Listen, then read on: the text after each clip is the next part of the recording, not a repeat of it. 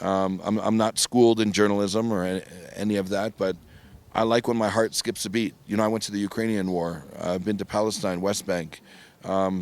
When conflict happens, I don't want to participate, but I want to document. But it just there's no nervousness in me. But I'm sure at any time my life is in danger. Rockets are dropping, machine guns are going. There's no doubt I'm not I'm not like Superman, right? If a bullet hits me, I'm in trouble. But I just don't think about it when I'm in those places. First of all, Yes, I am. I'm married. I've been married 18 years. So if a woman comes to me in a bar in Kenya or anywhere else, buy me a drink. No, I don't buy women drinks. No, I buy crowds of people drinks, but I mean, I'm not here for intimate nothing with a woman, right? So no, just the same as I wouldn't want my wife buying a man a drink at a bar.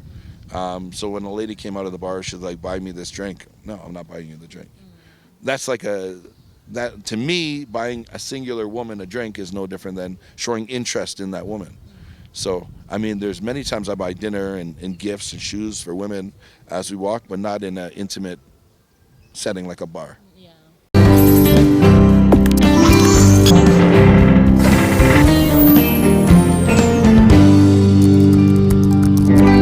A very, very good morning, a very good afternoon, a very good evening, wherever you're watching us from. This is Semana Max, only at Jalango TV, where we bring you hot, hot stories from all corners of life. And today, we have an amazing guest.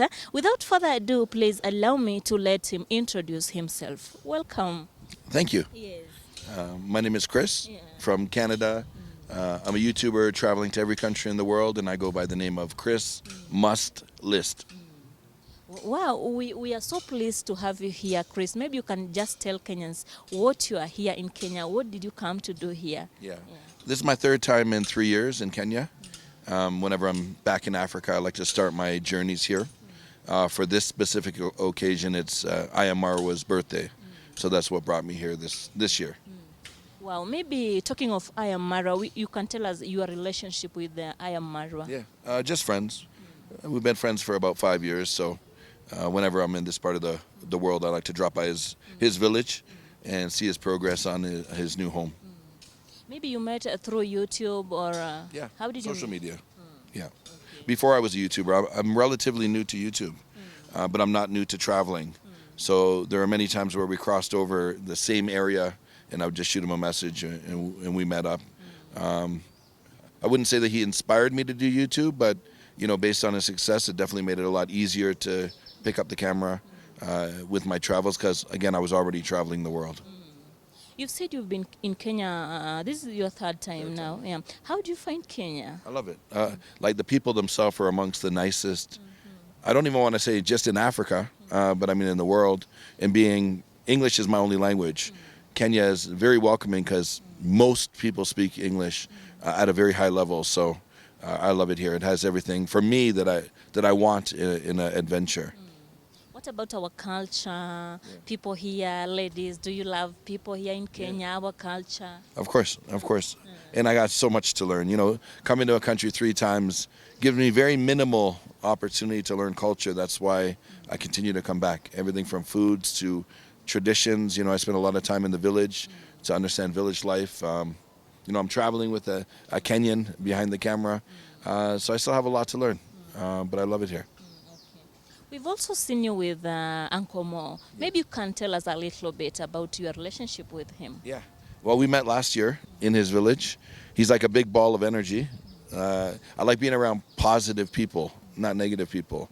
And this man he can bring the sun out on a rainy day.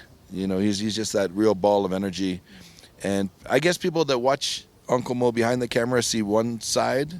But spending time with him, I get to see both sides. Very smart, intellectual man. But when that camera's on, he knows how to play an amazing role. I wouldn't say it's acting, but I would say that energetic ball that you see on camera is very contagious. So I enjoy being around him. But you bonded so much. Huh? Some people say maybe it's through Ayamarwa that you came to know Uncle Mo. Yeah, of course. Well, they're related, right? They live next door to each other. So that's how I met Uncle Mo, through Marwa.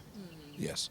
Okay, now talking of your content, the type of content that you do, Yes. we've seen you travel a lot. You go to different countries. How did you come up with that type of content? Yeah, well, I've always been traveling. So let's erase content. You know, this is what I've been doing for the last 20 years of my life. Uh, Picking up a camera and bringing it with me is just second nature now because I've already been traveling. You know, the first time I was in Kenya, I didn't have a YouTube channel. I didn't take one video, but I had the same experiences I'm having now on camera. So, like, my content is not driven by views. I do exactly the same content with no camera. Like, I do the same type of vacation. Maybe you can talk about the challenges of the type of content that you are doing now. Yeah. The only challenge I have is myself, really. Like, I feel like the industry of YouTube is so saturated, right? In order to stand out, you have to do something better. I'm not competitive with others. I'm competitive with myself. My idea is like I want to continue to get better at asking questions or holding the camera or editing. So the only challenge I have again is against myself, becoming better. If at the end of the year I look back and say I didn't improve over the last year, then I'm pretty upset at myself, right? But that's really the only challenge. Is like people presume because I go to dangerous areas there's some danger challenge, but I don't look at it like that. You know, I have no I don't know. I have no fear in me, no matter where I go. So it's not a challenge to go to these places. It's just a matter of going. Maybe at one point, have you ever felt your life being endangered by traveling to different people, different countries? Yeah. There's no doubt my life has been in danger, but I've never felt it like that. I'm doing what I enjoy doing. You know, some people. Let's use an example. You know, I've always liked photography, and as a child, I wanted to be a war photographer. Children don't normally like that. Normally, when there's a war, you run away. I'm the type of person that goes towards. I'm not schooled in journalism or any of that, but I like when my heart skips a beat. You know, I went to the Ukrainian war. I've been to Palestine, West Bank. When conflict happens, I don't want to participate, but I want to document. But it just there's no nervousness in me, but I'm sure at any time my life is in danger. Rockets are dropping, machine guns are going. There's no doubt I'm not, you know, I'm not like Superman, right? If a bullet hits me, I'm in trouble. But I just don't think about it when I'm in those places. I get you. You travel a lot, right? Yes, yes. How do you balance family and content creation? Yeah, so I travel about 5 to 6 months a year. Um, it's difficult. I have a wife and 3 children at home. No doubt. When I'm home, it's 100% home. I don't have a different job. I'm self-employed. So during the time I'm at home, I make sure every day is special. You know, I know growing up myself, you know, people are busy. Mom and dad has a job. When they get home, they're not really always there. They're tired, right? I'm different because I wake up in the morning. I bring my kids to school. I participate. Every day is like Christmas when I'm home. It's very difficult to leave. I guess if you ask me the challenges of what I do, that is the most challenging emotionally. But this is not my goal forever. You know, there's been under 200 people to see every country in the world, and this is my mission. So it might take me another 3 years to complete that mission. Then I won't be going at this pace right now. But right now, I'm very consistent in traveling. I was checking some of your videos on YouTube. I saw you were in Masai land. Yeah, maybe you can just share the experience of different cultures that you've experienced. Oh, you know, I've been to 127 countries. So you can imagine how many cultures I've experienced. I've been to Masai Mara before. I was in a conversation with Uncle Mo. People don't realize, but he's behind the camera. And he had said he had never seen a lion before. He's never seen a wild animal. So I'm like, let's go tomorrow, right? And instead of taking a safari truck, we rented 2 motorcycles and made the journey that way. You know, it's just like 2 males bonding. I don't know if that happens enough in the world, you know, where 2 friends just do a road trip spontaneously. So the enjoyment I got out of this time, because it was my second time there, was seeing him happy and seeing these animals for the first time. So I loved it. The first tribe I've ever seen in my life in Africa was the Maasai tribe. So I feel a bond with the tribe and with the area. Now throughout my journeys, I met dozens and dozens of tribes, but the Maasai will always be my first. So I can't wait till my wife and kids come down here. I'll be bringing them back as well. Wow. And by the way, where do you get those motorcycles that you use going around, moving around? One of them was Mo's. He owns one, but he rented one from a friend. I don't know who it is. Okay, let us talk about your content. What keeps you going? Where do you get that energy of moving from one country to another, doing that content? I have a goal, right? My goal is to see every country in the world. And not just see it. I know there are people that just touch the ground in a country and then leave. I don't consider a country like explored unless I'm there for a week or two and done as much as humanly possible. So what keeps me going is I know I have like 70 something countries left to see. And again, can you imagine in the existence of humans, there have been under 200 people to see every country? I want my name on that list. So that's what keeps me going. I need to complete the list, the countries, fully. Okay. Do you know a bit of Swahili? No, nothing at all. Don't put me on the spot. Jumbo. You don't know Jumbo? That's it. Habari yako. No, I've never heard of this. See, the thing is, all the Kenyans I know speak English, right? So I really have no need to learn. Okay, most Kenyans have ventured into content creation, that Yes. is YouTube. Maybe I would like you to talk to them, to advise them on what to do, what they should not do. Just talk to them. Yes. Well, consistency is very important. And creativity. Like anything in the world, right? You want to stand out. Like if we walk down a busy street in Nairobi and everyone's wearing black, everybody looks similar. There might be that one person wearing like pink polka dots. That's just more creative. That wants to stand out in the pack. The number one, my advice is not just for the people of Kenya, but if you want to be a content creator, you got to stand out. You got to be memorable. You can't look or sound like everyone else. Like what I found very early on, I'm a shy person by nature. So if we're at a party and there's no camera, I'm sitting in the corner quiet. But in order to succeed with this online presence, you need to build up a persona that might not even necessarily be yourself. Like you have to be loud and confident, not loud, but you have to be memorable. And the content that you create has to be different than everyone else. Every day that goes by, there's thousands of new content creators picking up a camera. What's going to make you succeed? But the great news is like even Uncle Mo, just about at 15,000 subscribers, he is successful at that point. In my side of the world, you could never be financially successful at 15 or 20 or 30,000. You're not going to have enough money to buy food and pay your rent. But in Kenya, the bar is a lot lower, which is great because I know some content creators, 10, 20, 30,000 subscribers that have beautiful homes and their life is set as long as they continue to create content. So it's a very viable option instead of becoming a lawyer or a doctor. If you feel comfortable in front of a camera, it's something that is possible.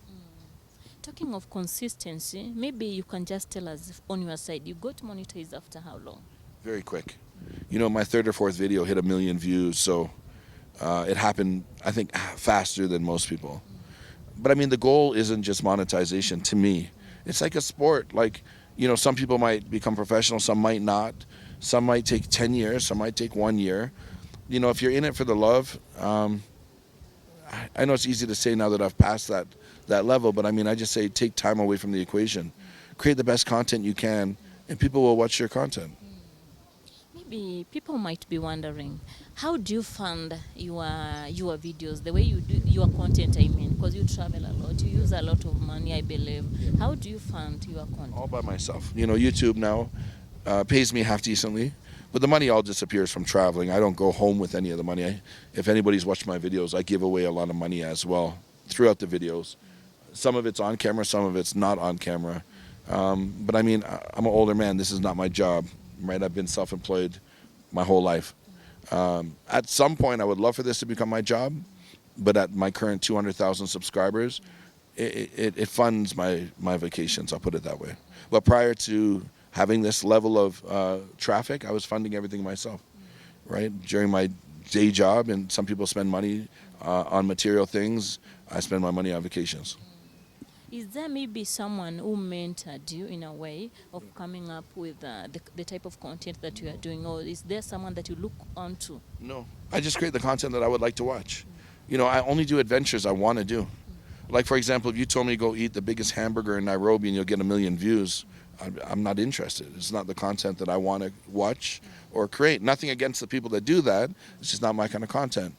I'm an adventure seeker. I want to, that's my quote. Oh, I'm not wearing my hat today. It's on the back of my shirt. Not your average tourist. I don't want to go to museums or amusement parks. I don't want to see big national, I don't know, statues. I want to meet people in places that normal tourists don't go to. I'm just trying to do this a little different, right? And every YouTube video for me is just like a memory I want to keep. It's a very selfish act, YouTube for me. It's like just create content I want to watch myself, and if people want to watch it, they'll watch it. It's like passion. And more than passion, obsession. Because this is what I think about all night. You know, Mo and I are in the same hotel room. You ask him, 2 o'clock in the morning, I set my alarm. I'm up working at 2 o'clock in the morning because I need to get my content out within 24 hours of it happening. And I'm doing this by myself. So from coming up with concept to filming to editing to publishing to promoting. You do it yourself. Yeah. Thumbnails, everything, right? It's my job. So some people look at this as a vacation. You won't see me at a pool. You won't see me at a beach. Most nights I'm up all night preparing the work I've completed the day prior. So it's an obsession. Okay, right. There is this video that I saw you did. You were complaining. I think you were raising an alarm that you lost a camera. I don't know. It was a police officer who stole it. I don't know. Maybe you can tell us so that other YouTubers can learn something of that. Yeah, you know, I hate to talk about negative things because I'm not a negative person. When we were in Masai Mara, we met a few intoxicated individuals. We still don't know if 100% they were all police or not. Some of them were. The bottom line is alcohol was involved, and our cameras got taken away, and Mo's ID, but it all got solved. The problem got solved.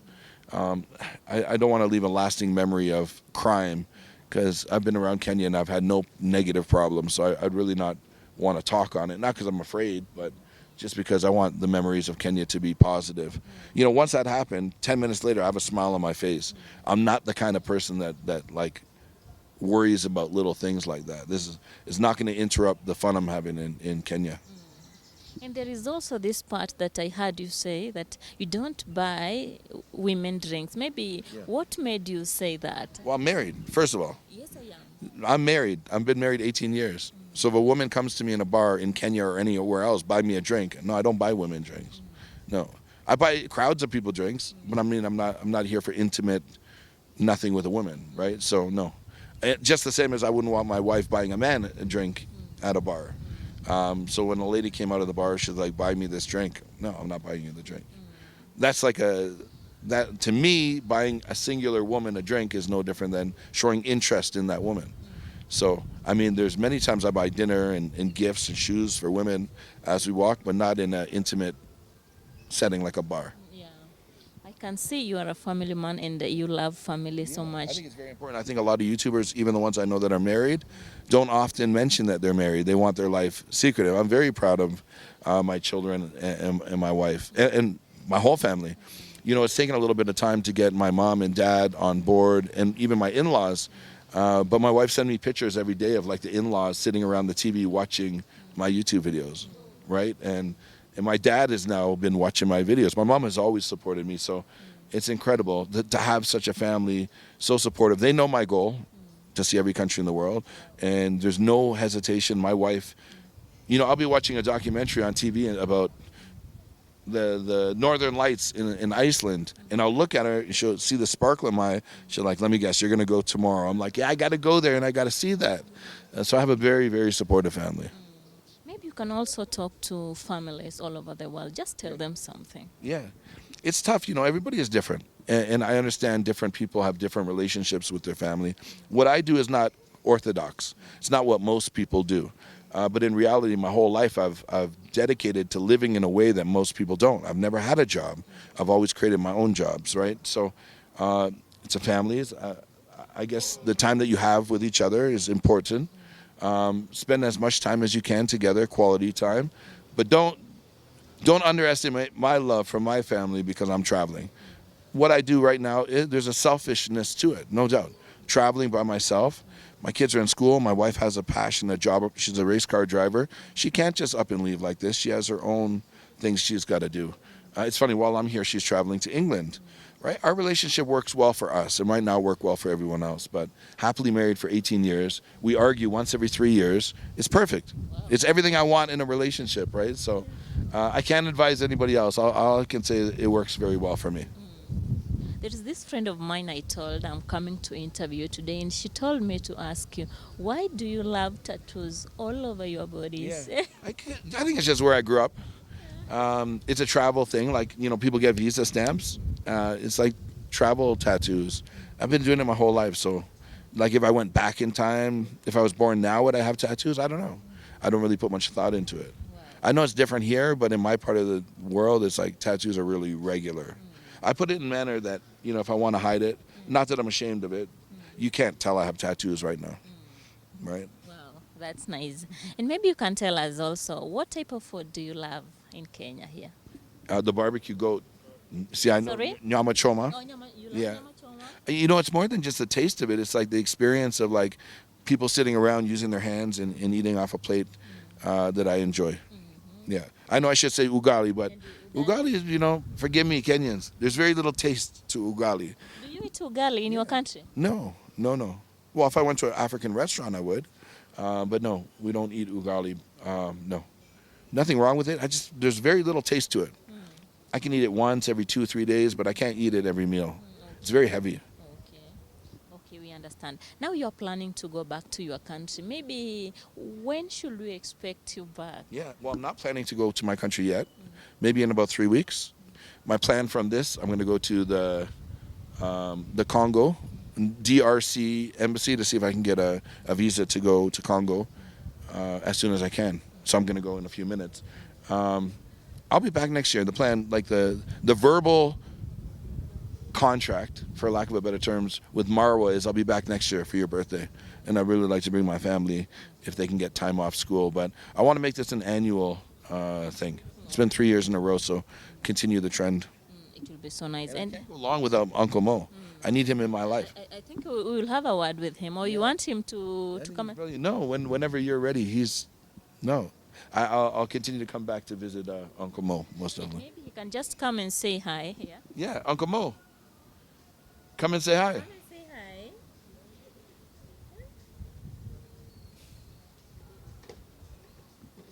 He's your friend, your biggest friend. Yeah.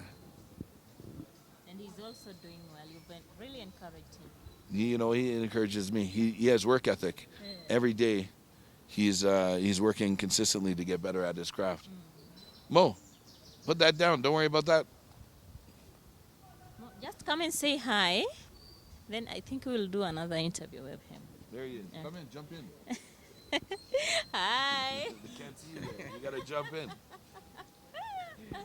It's Sangomo here. Tell us something. Hi, welcome back. Let me just say thank you very much for You giving gotta me talk this. into the mic there. Here. Thank you very much for taking this opportunity. You give me this chance. I really appreciate you first. This is Ankomo from Kenya. I'm happy to be hosted here with the Christmas list. Yes. And this lady here, Eddie Mas, Thank you very much, Eddie Mas. Yeah. I'm very happy to meet you here also. Yeah. Well, thank you. Chris has just requested that you come so that people may see In a you, minute, you're that you gonna- are here you're with gonna sit- him. You're gonna sit on this chair in a minute. You ready? I'm ready. Okay. We'll be back in a few minutes. Yeah. Thank you. Yours is coming. Now, Chris, as we wind up this interview, maybe you can tell your fans what should they expect? What is in the kitchen coming? Man, some big countries. Like the continent of Antarctica will happen this year. North Korea is opening up for tourism again. So that's a big country I've wanted to see. Not many people will get the opportunity to see. And who knows? I really don't plan. I have like a general idea of what I want to do over the course of the year, but nothing is planned. No dates are in mind. Hopefully for people that enjoy my content, I'll continue to get better about what I do, but along the same lines of what I'm already doing. And maybe your last message to your fans as we wrap up this interview. Yeah. I don't know. If you watch my content, I appreciate you. I'm humbled by it. Being in countries like Kenya, in Jamaica, in Belize, I got a very big population of fans, and it's humbling. If you see me on the street, come up and say hello. I'm human just like anyone else. I get excitement out of people that enjoy my content. So I would just like to say thank you. Anybody that's ever watched my content and left a positive comment, I appreciate you. And maybe you can tell those who are watching you for the first time where they can find you on YouTube. Sure. YouTube, just go to YouTube, type in Chris Must List. I put a pause in between each. because some people think it's like Christmas list, like Christmas. No, there's no Christmas. It's Chris must. Oh, look at that! I'm prepared. Chris must list. Yeah, you can find me on YouTube and Instagram with that name. And maybe just the last one. Why did you decide to call your channel Christmas List? Yeah. Maybe does it have a hidden meaning? It does. Well, it's a list. Like I have a physical list of things I want to do before I leave planet Earth. And the list is never ending. So if we have a conversation and you tell me about this beautiful waterfall in Kenya, then if it interests me, I'll add it to my list, right? But I have a document at home of things I want to see before I leave the planet. So it's my must list. Like I must do it before I leave. That's so encouraging. You are a go-getter, eh? Yeah, I'm hungry. I'm hungry for adventure. I'll put it that way. Thank you so much. I'm also encouraged, Chris. Huh? Yeah. I appreciate that. Yeah, we also appreciate you for giving us this opportunity at Jalango TV. We are so humble. Yes. You've left all whatever you are doing and you've come for this interview. So thank you so much. And to our audience, we've been here with Christmas List. We've been talking to him. Please stay tuned. My name is Edith. And I have my director behind the camera, Director Daya. Stay tuned for more stories to come.